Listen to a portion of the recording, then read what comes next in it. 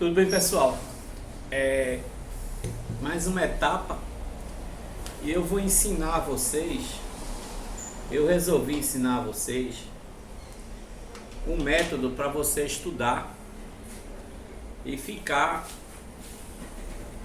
e melhorar o seu xadrez, certo?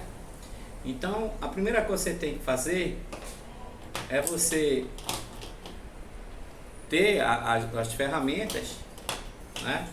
E principalmente o papel pautado para anotar, e eu vou traduzir aqui alguns livros, alguns princípios que a pessoa tem que fazer, tá? Então é o seguinte, o que a gente vai estudar aqui chama-se xadrez posicional, tá? Xadrez posicional. Se você quer melhorar o seu xadrez, você vai ter que entender a posição. Para você entender a posição, você tem que transladar, colocar os princípios dentro da partida, qualquer que seja ela. E assim você vai poder avaliar a posição. Sem esse estilo, a gente chama isso de princípio posicional do xadrez. Então, a primeira coisa que você tem que entender, o primeiro princípio que você tem que entender é as casas fortes e fracas. As casas fortes e fracas. Presta bem atenção. Eu vou contar uma pequena história só para você entender. Polugaevski estava preocupado, tá? Preocupado em jogar contra Henrique Mekin, porque ele já alcançava o terceiro colocado mundial e não sabia jogar contra esse gênio brasileiro. O que aconteceu? Polugaevski foi pedir explicação a Petrosian. Por quê? Porque além de ser da mesma equipe, todo mundo era russo, né? Seja ele do leste europeu ou do centro-oeste ou mais do sul, não interessa, era a União Soviética em si.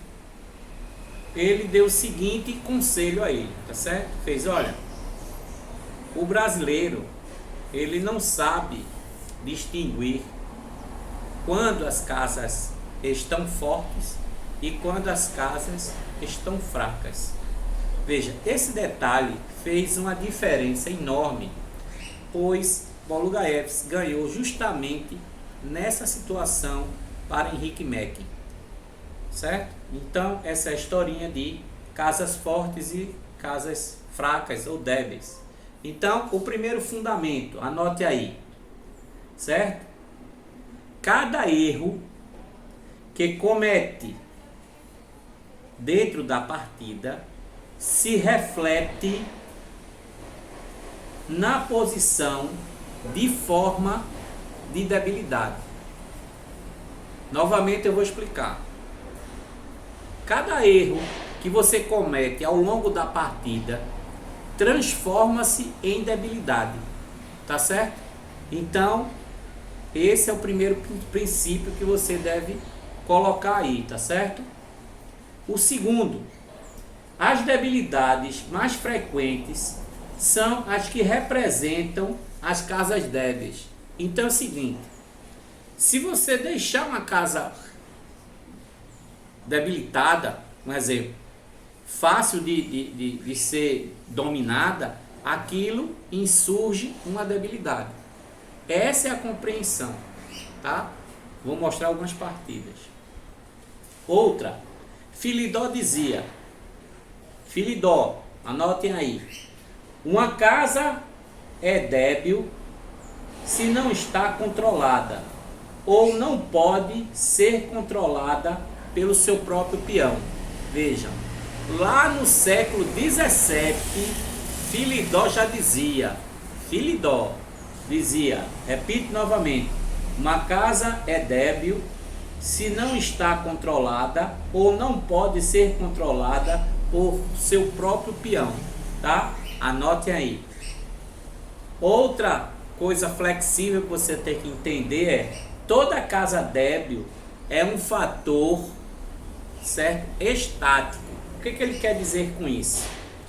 Um exemplo, se você deixa uma casa F4 a ser dominada pelo inimigo, aquilo ali vai parar o seu ataque, vai parar a sua defesa, e isso aí vai movimentar uma coisa tão dinâmica para o seu adversário que você vai ter que parar o seu jogo para poder solucionar aquela debilidade que você causou. Tá certo? Acontece muito isso. Acontece muito isso. Forças, anotem aí, forças dinâmicas são elementos estáticos. Então é o seguinte, isso em outras palavras é o seguinte, quando você joga um bispo B4 ou um bispo B5, tá? Ou você joga um cavalo G4, enfim, quando você demanda as suas peças como cavalo, torre, bispo, até a própria dama no campo inimigo, esse dinamismo às vezes ele é estático, parado, tá certo? É muito difícil, tá certo? Num teor posicional, você lançar uma peça e ela ficar dinamicamente constituída como um ataque. Pelo contrário, quando você lança a peça, aquele ataque é pontual. O que ele quer dizer é isso. Essa dinâmica das peças, de você atravessar o meio do tabuleiro, quer dizer que essa peça está sozinha, está dinâmica, ela pode ir e voltar, mas ela só vai fazer um único objetivo. É isso que ele quer dizer. Ok? Anotem outro, certo? Anotem outro. São apenas débeis aquelas casas que podem ser exploradas. Isso é muito importante, tá certo? Foi Nitzovich que disse isso, tá?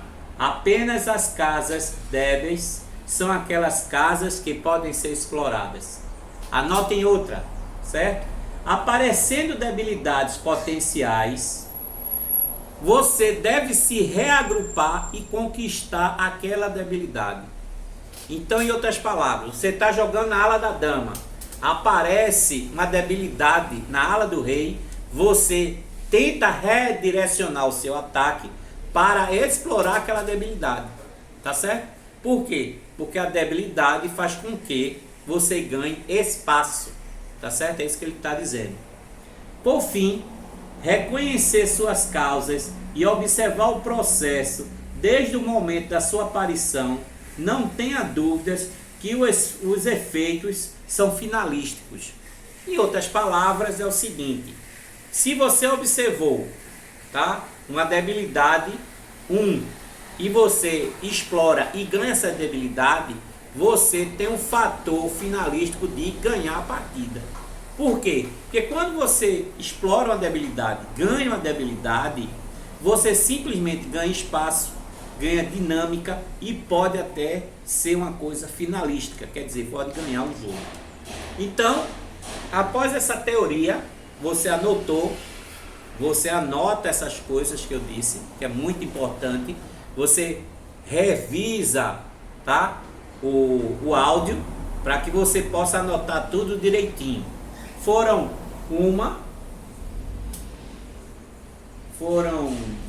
2, 3, 4, 5 e 6 e no final 7. 7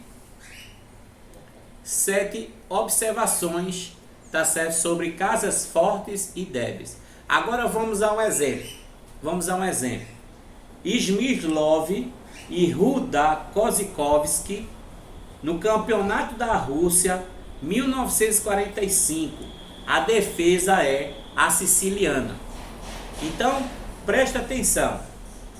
Jogou E4, C5, cavalo F3, E6, D4, C captura D4, cavalo captura D4, cavalo F6, cavalo C3, D6, olha lá, D6, né?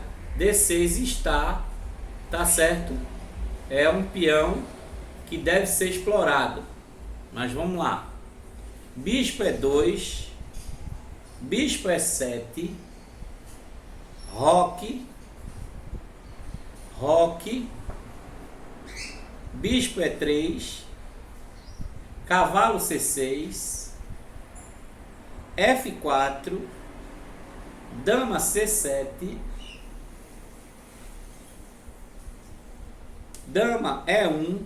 Por que esse lance? Esse lance é para colocar ou a dama em F2, tá certo? Ou a dama em G3, batendo em D6 e batendo em G7.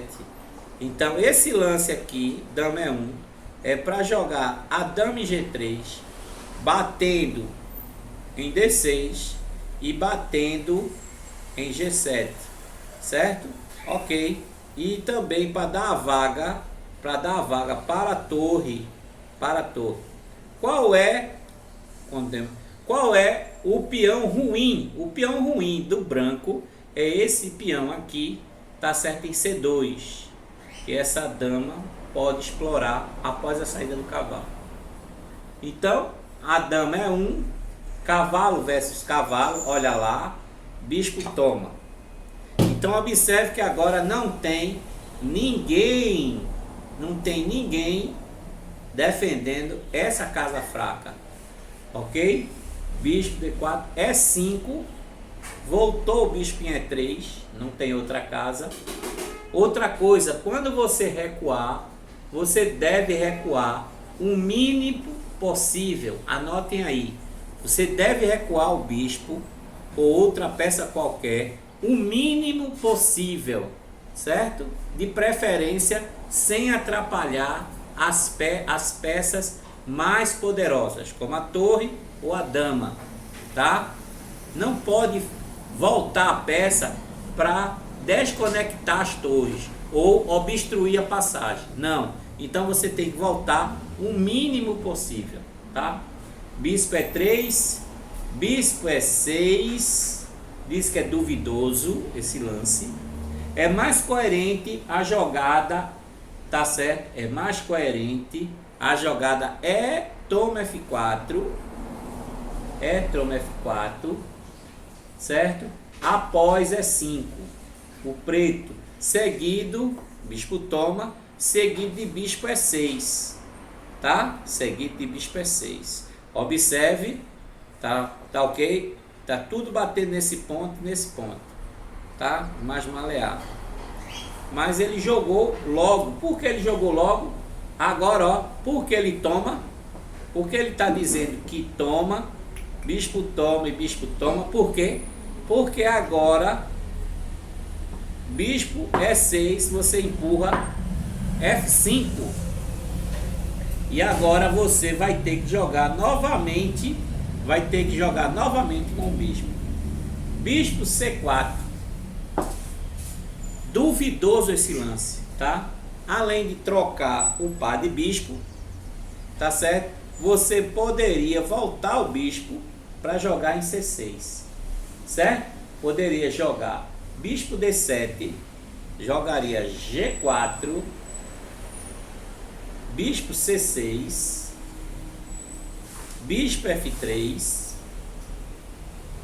D5, toma D5, E4, e nesse ponto de vista há contrajogo, mas desde logo é mais empreendedor jogar nesse nível que eu estou lhe dizendo. Então, voltando à situação, era, né? Jogou E5, era melhor jogar bispo D7, G4, bispo C6, bispo F3, D5, toma, E5, e aí tem mais uma coisa promissora, tá certo? Por quê? Porque quando você captura, D5 fica vulnerável, vai ter que empurrar, tá certo? Vai ter que sair, vai capturar e vai deixar aqui, tem que ter uma ordenança aí, ele vai capturar, tem que capturar, bispo toma e deve jogar aqui, tá certo? E aí temos o par de bispo, a mesma quantidade, então está razoável, tá ok? Está razoável, mas não foi isso que aconteceu, né? Não foi isso que aconteceu. O preto, ele simplesmente se alvoroçou. Bispo C4, bispo toma bispo, obrigatório, dama toma, e agora bispo G5, porque tem que defender. E agora o que é que tá? Ele tá prometendo tomar, certo? E entrar dentro dele, tá certo? Entrar dentro dele. Não tem esse, porque ele vai dar cheque e jogar aqui e depois passar todo. Então, qual é a ameaça? A ameaça é bispo toma, cavalo toma, cavalo lá, dama toma, cheque, e esse aqui, com essa alternativa aqui, certo? Muito feroz. Não adianta esse, joga esse. Não adianta. Tá beleza? Não adianta. E aqui, ó, é irrefutável. Então, muito perigoso, tá? Muito perigoso esse bispo G4. Muito perigoso. Bispo G4 ou bispo G5, muito perigoso. Tá? E aí é o seguinte. 21, né? Lá para 21, beleza. Aí ele joga torre de F E8, torre de F E8, bispo toma, cavalo D5, bispo D8, tá vendo que não toma, C3, ele joga B5 para atacar nessa situação, né? Tem que fazer valer a situação.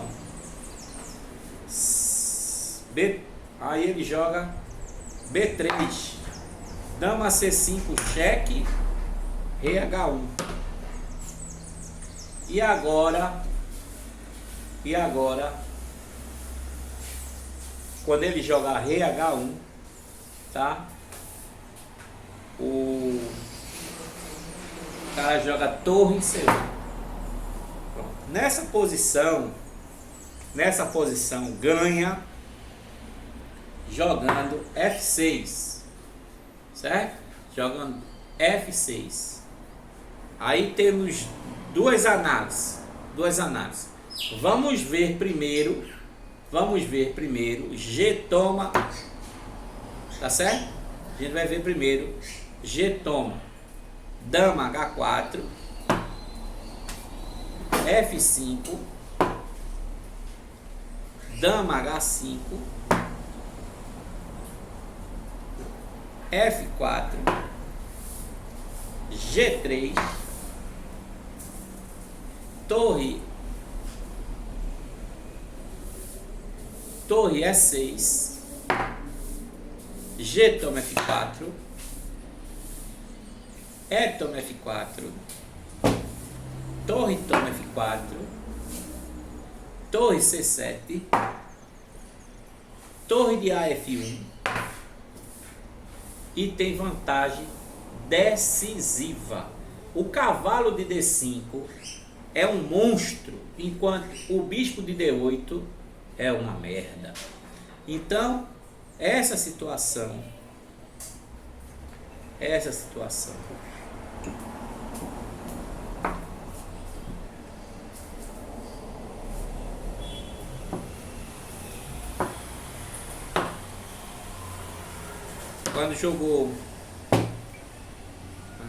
Quando jogou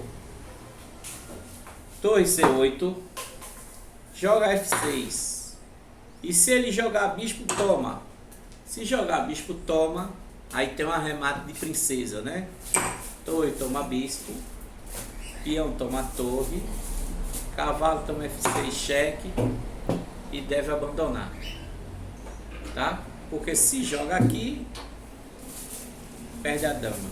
Se joga aqui, aí joga isso. Tá? E joga isso. Com arremate. Tá certo? Não tem outro.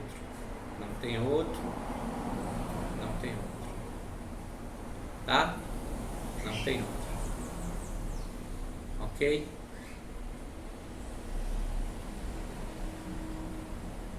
Ok? E deve estar perdido aí. Por hoje é só. Feliz 2023 e agora é uma nova visão do xadrez, certo? Vou começar a demonstrar todos os níveis posicionais para que você possa melhorar. Essa foi a primeira aula, anota aí. Aula 1 de segredos posicionais. Até a próxima.